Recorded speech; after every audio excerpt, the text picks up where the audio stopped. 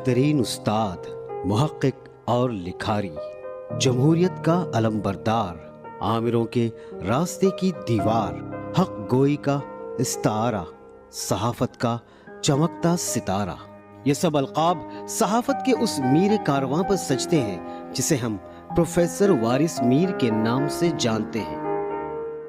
پاکستان کی 70 سالہ صحافتی تاریخ میں کم ہی دانشور، صحافی اور لکھاری ایسے گزرے ہیں جنہوں نے قلم و حرف کی حرمت کی خاطر جان کی پرواہ کیے بغیر اپنے دور کے آمر مطلق کو للکارا ہو اور پھر اس کے آمرانہ ہتھ کنڈوں کا بھی دلیرانہ مقابلہ کیا ہو۔ بنیادی انسانی حقوق کے داعی اور آزادی اظہار کے پیامبر ہونے کے ناطے وارث میر تمام زندگی حق گوئی کی پرخطر راہ پر چلے اور پختہ عزم کے ساتھ آمریت کے خلاف نبرد آزما رہے۔ وہ قانون اور ضابطہ جو زندگی کو پھیلنے اور آگے بڑھنے سے روکتا ہے، ہاں وہ ماضی میں ضابطہ بنے یا آج ضابطہ بنے، اسے زندگی کو بے حرکت اور غیر متغیر، غیر تغیر پذیر بناتا ہے اور انسان کو تسخیر فطرت پر آمادہ نہیں کرتا۔ اس کے بارے میں کہا جا سکتا ہے کہ ایسا قانون شریعت یعنی اسلامی قانون نہیں کہتا۔ یوں تو صحافت کی دنیا نامور لکھاریوں، آزادی اظہار کے علمبرداروں اور ناانصافیوں کے خلاف آواز بلند کرنے والوں سے بھری پڑی ہے، لیکن پروفیسر وارث میر ان بہادر قلمکاروں میں سے ایک ہیں جن کی آواز نے لوگوں کے ذہنوں میں شعور کی شمع روشن کی اور لوگوں کو اپنے حقوق کی خاطر لڑنا اور آمریت کے سامنے کھڑا ہونا سکھایا۔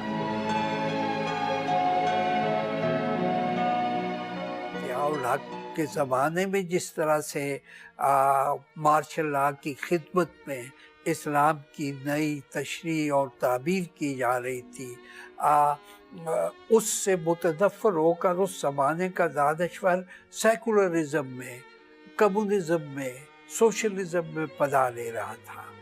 اس کے برعکس پروفیسر وارث میر کا زرعی کارنامہ یہ ہے کہ انہوں نے پے در پے اخبارات میں اپنے کالموں کے ذریعے اسلام کی سچی روح کو لوگوں کے سامنے رکھا اور اسلام کی حقیقی روح کی روشنی میں ضیاء الحق کے دور حکومت کو غیر اسلامی ثابت کیا۔ بال کا دعویٰ ہے کہ جو مذہب جدید عہد کے سائنسی مذاق طبع کی کوکھ سے جنم لینے والے مسائل کی تشفی نہیں کر سکتا اور وحدت انسانیت کے تصور کی پرورش نہیں کر سکتا، وہ مذہب بالآخر ختم ہو کر رہ جائے۔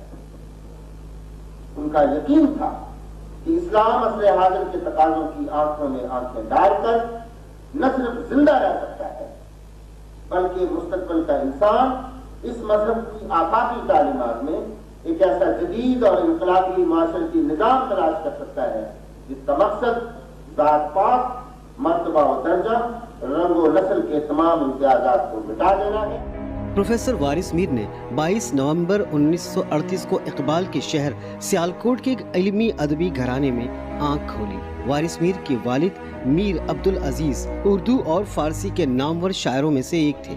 اس بنا پر علم و ادب سے لگاؤ انہیں وراثت میں ملا، لہٰذا کتابوں اور استادوں سے ان کا تعلق اوائل عمری سے ہی پختہ رہا۔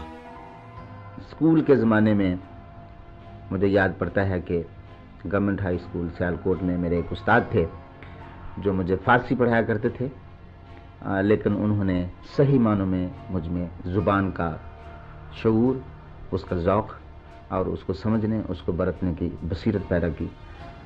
میں آج بھی جب استاد کو یاد کرتا ہوں، اس استاد کو، تو اب وہ فوت ہو چکے ہیں، تو مجھے وہ بعد میں آنے والے بڑے بڑے علماء اور فضلاء جنہوں نے بڑی بڑی کتابیں لکھی ہوئی تھیں، جن کے پاس بڑی بڑی ڈگریاں تھیں، جب میں تقابل ان شخصیتوں کا اس معمولی سطح کے استاد سے جو مجھے ہائی اسکول میں پڑھایا کرتا تھا، تو اس کی کنٹریبیوشن مجھے بہت زیادہ لگتی ہے۔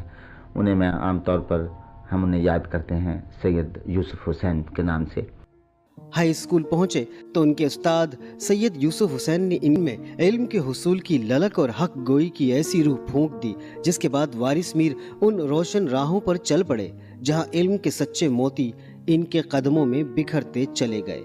وارث میر کی کتابوں سے رغبت کا یہ عالم تھا کہ نصابی کتب کے علاوہ ان کے پاس غیر نصابی کتابوں کا بھی انبار ہوتا۔ علم و ادب ان کے سب سے قریبی سنگی ساتھی تھے، لہٰذا گریجویشن سے پہلے ہی مرے کالج سیالکوٹ کے میگزین ایڈیٹر مقرر ہوئے۔ 1962 میں پنجاب یونیورسٹی سے صحافت میں ایم اے کرنے کے بعد انہوں نے عملی صحافت میں قدم رکھا اور روزنامہ نوائے وقت سے وابستہ ہو گئے۔ جلد ہی ملکی اور بین الاقوامی امور پر ان کی تحریریں عوام الناس میں مقبول ہونے لگی۔ انہوں نے اپنی تحریروں کو جمہوریت کی آبیاری کے لیے استعمال کیا۔ دیکھیں، کسی بھی شخص کی پہچان عام حالات میں نہیں ہو سکتی۔ ایک بھیڑ میں سارے لوگ ایک جیسے لگتے ہیں۔ اصل کسی شخص کا امتحان اس وقت ہوتا ہے جب مشکل حالات ہوں اور اس ساری بھیڑ میں سے سب لوگ چلے جائیں، بھیڑ چھٹ جائے اور کوئی دلیر، کوئی بہادر، کوئی ایک شخص کھڑا ہو جائے اور کہے نہیں، میں سچ پر کھڑا رہوں گا، اس وقت اس کی قدر ہوتی ہے۔ وارث میر صاحب ایک ایسے ہی انسان تھے کہ ضیاء آمریت کی ظلمت کے دوران وہ ڈٹ کر کھڑے ہوئے اور انہوں نے جمہوریت کے لیے، خواتین کے حقوق کے لیے اور انسانوں کی فلاح و بہبود کے لیے کھل کر بات کی، اور اس کے لیے جو بھی ظلم و ستم انہیں سہنا پڑا وہ انہوں نے برداشت کیا۔ 1965 میں وارث میر پنجاب یونیورسٹی کے شعبہ صحافت میں لیکچرر مقرر ہوئے اور بعد میں اس شعبے کے چیئرمین بھی بنے۔ آپ قابل استاد اور کہنہ مشق صحافی ہونے کی بنا پر اپنے ادارے کے لیے بھی باعث فخر رہے۔ وارث میر بڑے بڑے دانشوروں اور مشاہیر کی سوچ رکھنے والے انسان تھے جو لوگوں کو مذہبی شدت پسندی، جامد عقیدہ پرستی اور ناانصافی کی آگ میں جلتا نہیں دیکھ سکتے تھے۔ روشن خیالی، جدید سوچ اور کھرا پن رکھنے والے مجاہد صحافت کا قلم سچ اگلنے میں کسی مصلحت سے کام نہیں لیتا تھا۔ کلشنکوف کی بجائے قلم پر یقین رکھنے والے وارث میر لوگوں کو کسی عامر حکمراں کی بجائے صرف علم و آگہی اور سچائی کا اسیر دیکھنا چاہتے تھے۔ مذہبی شدت پسندی، پیشوائیت اور ملائیت کے خلاف ان کی آواز نے اسلام کا تشخص مسخ کرنے والوں کی در و دیوار ہلا کر رکھ دیے۔ وہ اسلام کو 1400 سال پیچھے نہیں لے کر جانا چاہتے۔ وہ سمجھتے تھے کہ یہ عصر حاضر اور آئندہ کے مستقبل کے بھی لیے ایک مذہب ہے۔ وہ بڑے کھلے ذہن کے آدمی تھے اور بڑے دوست متین درویش قسم کے آدمی، مطلب ان میں کوئی ایسا کر و فر نہیں تھا، کوئی ایسا مغربیت نہیں تھی ان میں، اور بڑے دیسی قسم کے آدمی تھے۔ درویش صفت طبیعت رکھنے والے وارث میر دراصل شاہ ولی اللہ، سر سید احمد خان، علامہ اقبال جیسے روشن خیال مفکرین کے نقش قدم پر چل رہے تھے جو اسلام کو 1400 سال پیچھے نہیں دیکھنا چاہتے تھے۔ انہوں نے اپنی زندگی نئی سوچ، جدیدیت اور فلسفہ اقبال کے احیاء کے لیے گزار دی۔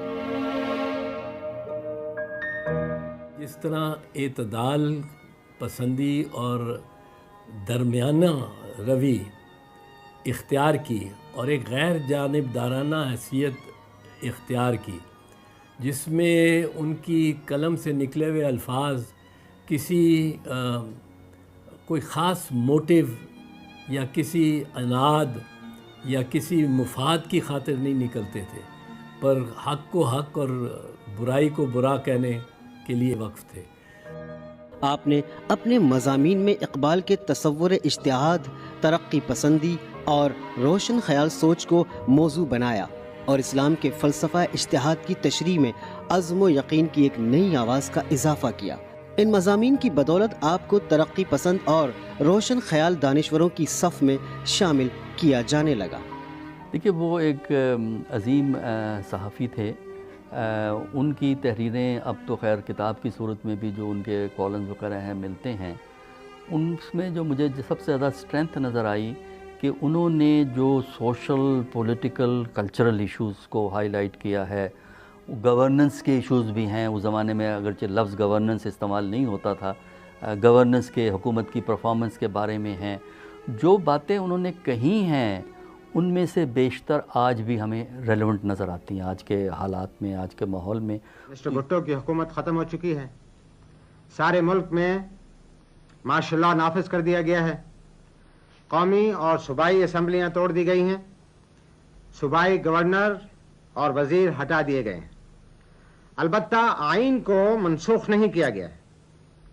इसके बाद हिस्सों पर अमल दरामद रोक लिया गया है। 1977 में जब जुल्फिकार अली भुट्टो की हुकूमत पर शब खून मारकर जनरल ज़िया-उल हक ने इक़्तिदार पर कब्जा किया तो वारिस मीर ने इस गैर आइनी और गैर कानूनी इक़दाम की मुखालिफत करते हुए जमहूरियत की बहाली में भरपूर किरदार अदा करने का फैसला किया। जनरल ज़िया-उल हक का दौर पाकिस्तानी तारीख का तारीख तरीन ज़माना समझा जाता है, जब वक्त के आमिर ने न सिर्फ पाकिस्तान के मुत्तफ़िक़ा आइन को पामाल कर दिया बल्कि मीडिया पर भी पाबंदियां लगा दी।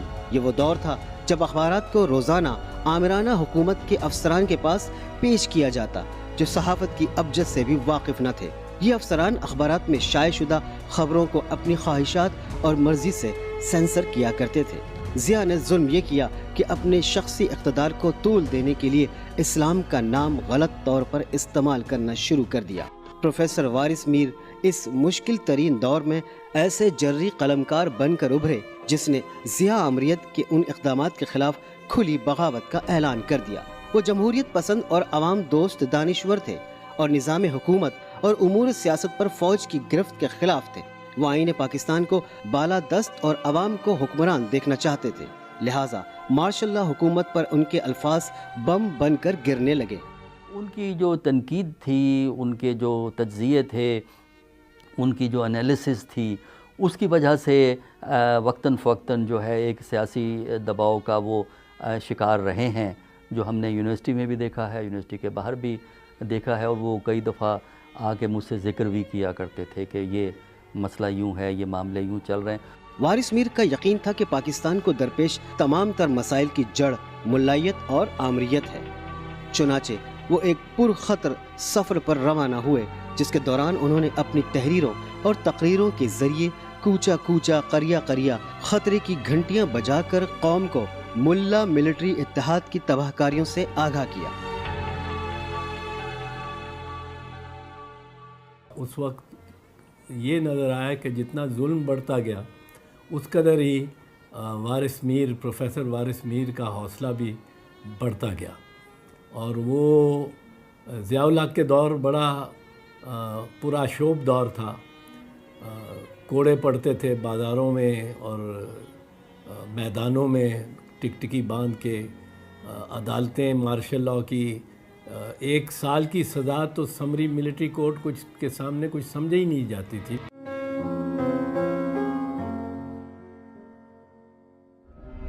वारिस मीर के कॉलम फ़िक्र व फ़लसफ़े से लबरेज हुआ करते थे, जो दौर आमरियत में पाबंद सलासिल किए गए लोगों को हौसला देने का बाइस बनते थे। उनके आर्टिकल्स अगर आप देखें, उसमें जमहूरियत पे एम्फसिस है और जमहूरियत में रूल ऑफ लॉ का तज़किरा आपको जो है वो बार बार नज़र आता है। और ये कि जो हुकूमतें हैं या जो पॉलिसीज़ होती हैं या जमहूरियत है, किस मकसद के लिए जमहूरियत है, उसमें अवामी बेहतरी, अवामी फ़लाह, आम आदमी की बेहतरी किस तरह हो सकती है, ये चीज़ें उनके यहाँ फ़ोकस्ड हैं। और ये इशू ऐसे हैं जो आज भी हमें रेलेवेंट नज़र आते हैं। तो उनकी तहरीरें मैं कहूँगा ज़िंदा तहरीरें हैं जो इतना वक्त गुज़रने के बाद भी अपनी रेलेवेंस कायम किए हुए हैं। वारिस मीर फ़ौजी हुकूमत और ज़िया-उल हक के ख़िलाफ़ जिस बाग़ियाना रविश पर चल रहे थे, उसने बरसर इक़्तिदार तबके और उसके नमकख़ोरों के चूल चूल हिला दिए थे, जिसका नतीजा ये हुआ कि जामिया पंजाब, जहाँ वारिस मीर दर्स व तदरीस की खिदमत अंजाम दे रहे थे, उनके खिलाफ एक मुनज़्ज़म साजिश शुरू कर दी गई और उनको मुख्तलिफ हीलों बहानों से तंग किया जाने लगा और मुलाजमत से बरतरफ करने की धमकियाँ भी दी जाने लगी।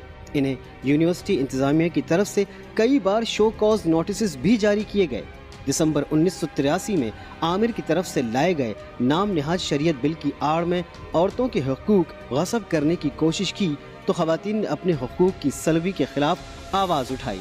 ज़िया जनता और जमात इस्लामी के गठजोड़ के जरिए औरत को आधा करार देने से मुताल्लिक कानून लाने की साजिश की गई तो ख़वातीन ने एहतजाज का रास्ता अपनाया। ऐसे में वारिस मीर उनके साथ खड़े हो गए। लाहौर के माल रोड पर अपने हकूक़ के दिफा में इकट्ठी होने वाली औरतों पर होने वाला बहीमाना तशद्दुद وارث میر نے اپنی آنکھوں سے دیکھا اور خود بھی اس کا نشانہ بنے۔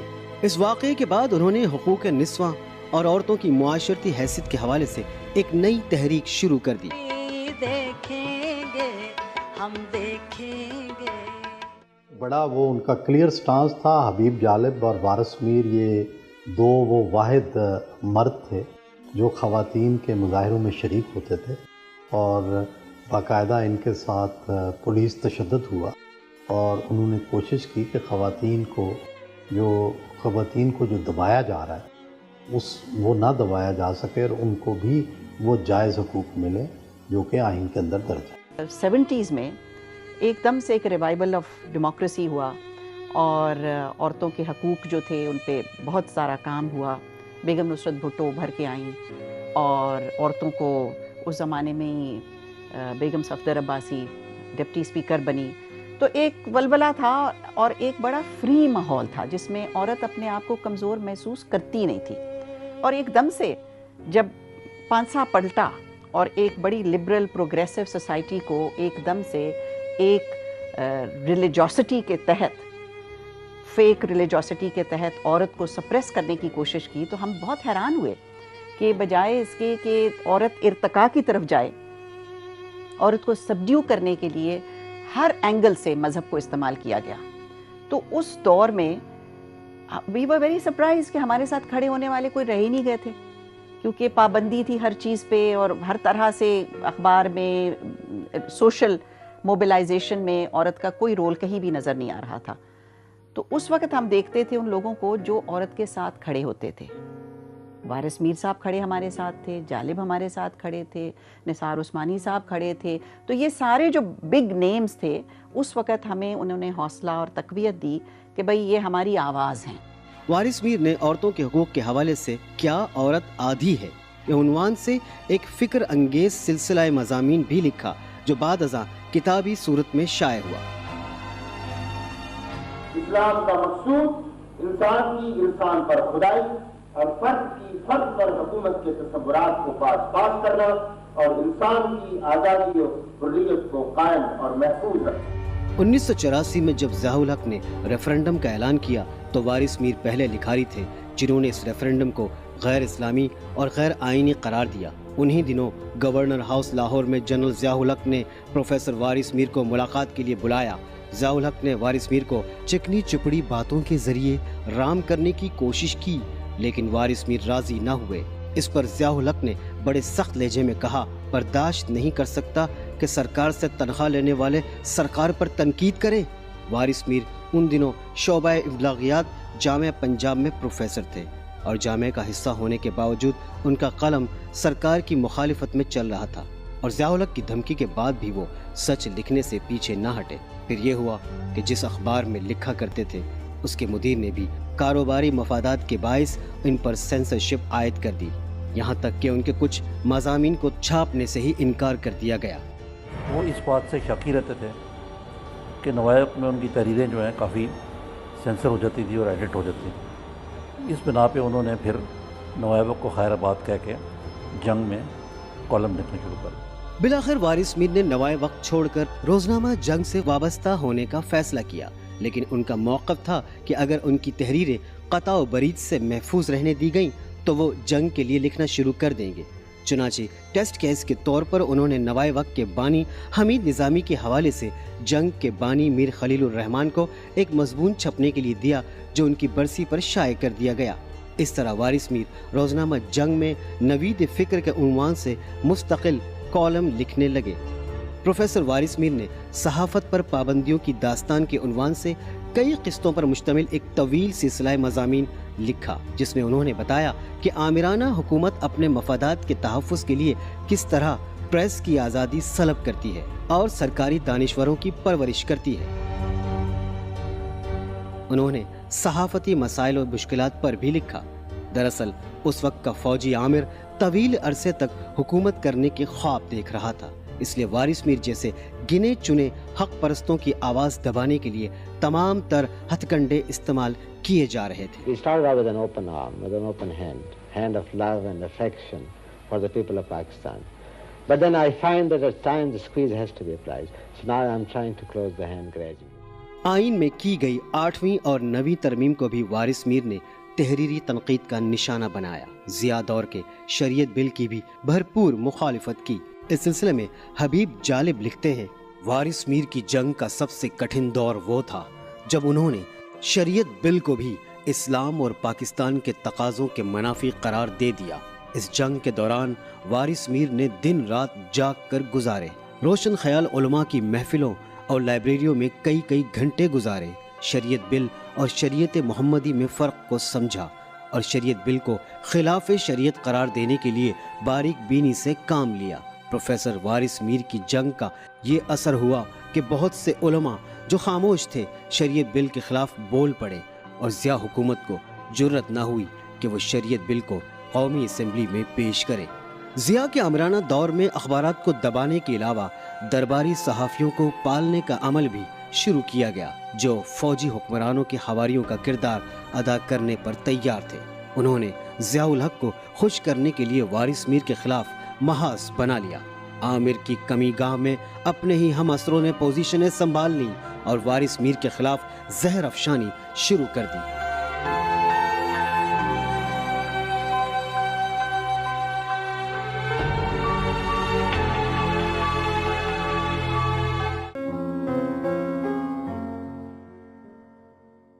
बातिल के शिकंजे में है ये जान, इंसान है के सहमे बैठे हैं, खूंखार दरिंदे हैं रक्सा। ये उस शख्स को दबाने की कोशिश थी जो अपनी तहरीरों के जरिए लोगों के दिलों में उतर चुका था। गोया मी पर ये शेर सादिक आता था, जिनसे मिलकर जिंदगी से इश्क हो जाए वो लोग, आपने देखे ना हो शायद मगर ऐसे भी हैं। 1985 में जनरल ज़िया ने गैर जमाती बुनियाद पर इंतखाबात कराने और जमहूरियत को टैंकों में बिठाकर लाने की कोशिश की तो वारिस मीर जमहूरियत का कलेजा चबाने वालों के सामने सीना सपर हो गए और उनके कलम की काट में मजीद शिद्दत आ गई। उनका मौक़िफ़ ये था कि ये इंतखाबात और रेफरेंडम गैर आइनी इक़दाम है और अवामी उमंगों के खिलाफ है।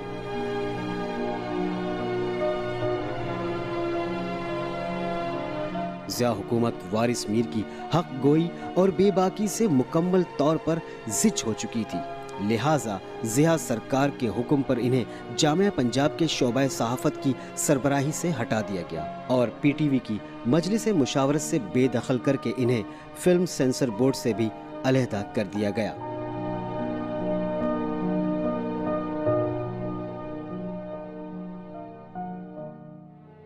इन सब इंतकामी हरबों के बावजूद वारिस मीर के कलम की काट कुंद होने के बजाय और तेज होती गई। सहाफत के इस बाग ने शिकस्त खाना सीखा ही नहीं था, लेकिन वारिस मीर की जुर्रतमंदी ज़िया जनता की परवरदा इस्लामी जमात को एक आंख न भाई, जख्मी सांप की तरह दुश्मनी पर उतर आई। शोबा सहाफत जिसके के चेयरमैन खुद प्रोफेसर वारिस मीर थे, वो तरक्की पसंदी की और रोशन ख्याली की और एक जिसे कहते हैं कि मारूजी सहाफ़त, एक ऑब्जेक्टिव सहाफ़त का दर्स दे रही थी।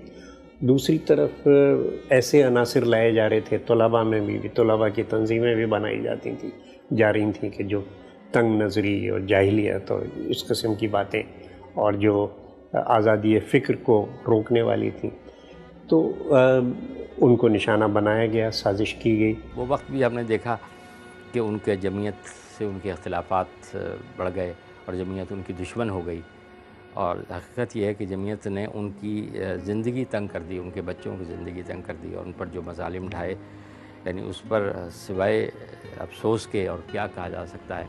1986 के अवाखिर में इस्लामी जमात की ज़ैली तंजीम ने वारिस मीर के एक साहिबजादे फैसल मीर को कत्ल के एक झूठे मुकदमे में मुलव्विस कर दिया, जो उस वक्त सिर्फ 16 बरस का था। वारिस मीर को कहा गया कि वो जनरल ज़िया, शरीयत बिल और जमात इस्लामी के खिलाफ लिखना बंद कर देंगे तो उनकी औलाद मुकदमे से निकलेगी। यानी मुकदमा दर्ज कराने का मकसद ये था कि इन्हें ज़िया आमरीत और शरीयत बिल की मुखालिफत से बाज रखा जा सके। इस मुकदमे के बायस वारिस मीर बहुत ज़्यादा जहनी अजियत का शिकार हो गए। उनके खिलाफ ओछे हथकंडों में और तेज़ी आ गई, लेकिन वो किसी दबाव में ना आए। उन्होंने अपनी रविश बदली, न अपने कलम की काट कम की। जबर का ये सिलसिला यही नहीं थमा, उनके ख़ानदान को हिरासा करने का सिलसिला मज़ीद दराज हो गया। इसी दौरान उनके सबसे बड़े साहिबजादे हामिद मीर को भी अगवा करने की कोशिश करके वारिस मीर के कलम को कमज़ोर करने की कोशिश की गई और उन्हें चुप रहने का पैगाम दिया गया। लेकिन आपने इस सख्त अज़ियत भरे दौर में भी अपने पेशे से गद्दारी नहीं की। वो कहा करते थे कि एक बाज़मीर लिखारी का कलम कौम की अमानत होता है।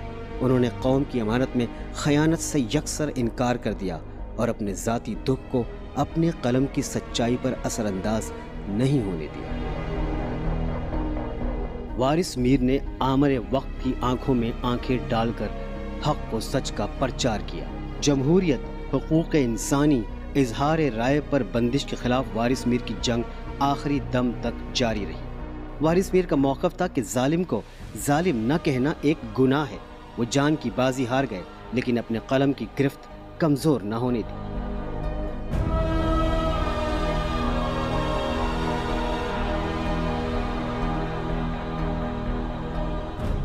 एक इस्लामी जमहूरी रियासत को ज़िया अमरियत से लगने वाला बड़ा धचका कानून शहादत भी था, जो सरासर इंसाफ का कत्ल था। वारिस मीर इस जुल्म पर भी खामोश न रहे और सरकारी टीवी पर बैठकर ज़िया-उल-हक़ की मजलिस शूरा के चेयरमैन ख्वाजा मोहम्मद सफदर से बराह रास्त तुंद व तेज सवालात किए, जिनका उनके पास कोई खातिर खा जवाब न था। ऐसे कवानीन जो अभी तक लटके हुए हैं और उन पर बहस हो रही है और अभी वो पाया तकमील तक नहीं पहुँची, उनमें से अहम तरीन कानून जो है वो कानून शहादत है। जैसा कि हम सब जानते हैं कि कानून शहादत के बारे में बड़ी बहस व तमहीज़ के बाद एक मसवदा मजलिस शूरा ने अपनी सिफारिशात के साथ हुकूमत को भेजा। हमारी मालूमात के मुताबिक हुकूमत ने उस मसवदे में बाज़ तरामीम को तजवीज़ किया है। मेरी आपसे गुजारिश ये है और सवाल भी ये है कि वो मसवदा इस वक्त किस मंजिल पर है और वो कौन सी बुनियादी अहम हिस्सास वजह है, बल्कि दूसरे अल्फाज में यूँ कहा जा सकता है कि वो कौन सा कांटा है जिसकी बिना पर 1 साल से इस कानून पर बहस जारी है और ये पाया तकमील को नहीं पहुँची। मैं और मेरे रुकनाकार जो मेरे से शुरा रुकन है, उन्होंने इस पर तवील बहस की और अपनी सिफारिशात के साथ प्रेसिडेंट साहब को। उसके बाद अब प्रेसिडेंट साहब का और वजारत कानून का ताल्लुक है, इसके साथ मजलिस शूरा का कतई तौर पर अब कोई ताल्लुक इसके साथ नहीं। ये कहा जाए तो बेजाना होगा कि प्रोफेसर वारिस मीर ने बेलाग और बेबाक शजर सहाफ़त की आबियारी खून दिल से की और उसको नई जान और जहद अता की। बकौल प्रोफेसर कर्रार हुसैन, वारिस मीर की ज़िंदगी सहाफ़त में दरवेशाना बेनियाजी और मुजाहिदाना अज़्म की झलक थी, और सच तो ये है कि इस झलक के बग़ैर सहाफ़त किया और अदब किया सब ज़हन व ज़मीर की सौदेबाजी है। वारिस मीर के अफ़कार, उनकी तसानीफ़, वारिस मीर का फ़िक्री असासा, हुर्रियत फ़िक्र के मुजाहिद, फ़ौज की सियासत, फ़लसफ़ा खुशामद, पाकिस्तान की दरबारी सियासत और सहाफ़त, और क्या औरत आधी है कि सूरत में मौजूद है। तह दर तह अंधेरों में कलम की लौ से हक़ व इंसाफ और आज़ादी इजहार की शमें रोशन करने वाला कलम का मुजाहिद, आसमान सहाफ़त का ये दरख्शंदा सितारा 9 जुलाई 1987 को जवां मर्गी का शिकार हुआ और सिर्फ 48 बरस की उम्र में बज़ाहिर दिल का दौरा पड़ने के बाइस आसमानों की तहों में खो गया। कुछ लोग वारिस मीर की अचानक मौत को एक साजिश का नतीजा भी करार देते हैं। 48 साल की उम्र में उनकी वफ़ात हुई कार्डियक अरेस्ट से, और उसके बारे में भी बहुत से शकों व शुबहात का इजहार किया जाता है कि ये ऐसे हालात के अंदर, क्योंकि वो एक तंदुरुस्त शख्स थे जो कि सारे मुल्क का दौरा करते थे, जगह जगह जाके अपनी सहाफ़ती ज़िम्मेदारियों के अलावा उनको हर जगह बुलाया जाता था, वो सफ़र करते थे, जाते थे, इज़हार ख़याल करते थे मुख्तलिफ़ जामियात में और इदारों के अंदर, और यूँ बैठे बिठाए इस तरीके से 48 साल की उम्र में उनका वफ़ात पा जाना, वो ज़ाहिर है कि अभी तक मेरे ख़्याल से बहुत से हलकों में ये बात समझ में नहीं आई है कि ऐसा क्यों हो गया। لیکن ظاہر ہے کہ آمریت ہر حربہ استعمال کر سکتی ہے اور عین ممکن ہے کہ وہ وفات نہیں تھی بلکہ شہادت تھی۔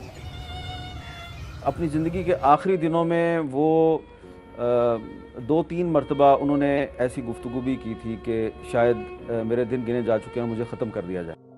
حریت فکر کا یہ مجاہد چیخ چیخ کر سچ بولتا ہوا، جبر اور ناانصافی سے لڑتا ہوا، اپنی روح پر طنز کے نشتر برداشت کرتا ہوا، حق گوئی کے بدلے میں دشمنیاں مول لیتا ہوا، اپنوں ہی کے ہاتھوں لہو لہان ہوتا ہوا، درد جھیل کر ہنستا ہوا، اندھیروں میں دوسروں کے لیے روشنی کے اسباب بناتا ہوا، آخری دم تک لڑتا ہوا تاریک راہوں میں مارا گیا، اس وطن پر سے وارا گیا۔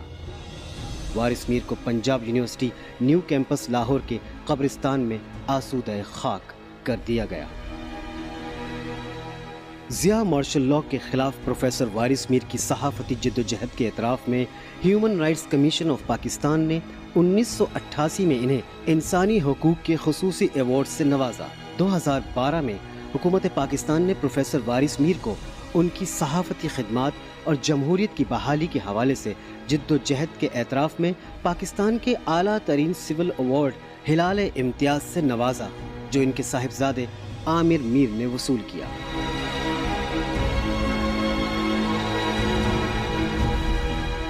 پروفیسر وارث میر کی خدمات کو صرف ملک میں ہی نہیں بیرون ملک بھی پذیرائی ملی۔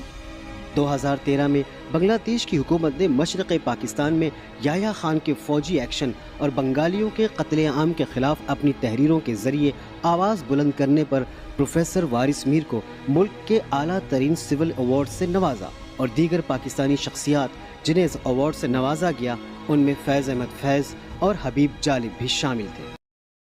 یوٹیوب پر گوگلی نیوز دیکھنے کے لیے youtube.com کی سرچ بار میں googly news T V type کریں۔ گوگلی نیوز کے پیج پر سرخ رنگ کے سبسکرپشن والے بٹن پر کلک کرنا نہ بھولیے۔ یوٹیوب پیج پر اپلوڈ ہونے والی ویڈیوز سے باخبر رہنے کے لیے بیل آئیکن پر کلک کیجیے۔ آپ کو ہر نئی ویڈیو کے بارے میں نوٹیفیکیشن موصول ہو جائے گا۔